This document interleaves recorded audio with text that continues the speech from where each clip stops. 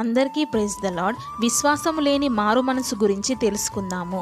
నిర్గమకాండము 9వ అధ్యాయంలో ఇజ్రాయేలీయుల విషయంలో ఫరో దేవుణ్ణి విశ్వసించినట్లు నటించి తిరిగి తన హృదయాన్ని కఠినపరుచుకుంటాడు. ఇది నకిలీ మారు మనసు. రెండవది యెహోషువ గ్రంథము 7వ అధ్యాయంలో ఆకాను సబితమైన వాటిని ఆశించి వాటిని దొంగలించి దాచిపెట్టుకుంటాడు. తాను తప్పు చేసి దొరికినందువల్ల తాను చేసినది తప్పు అని ఒప్పుకుంటాడు.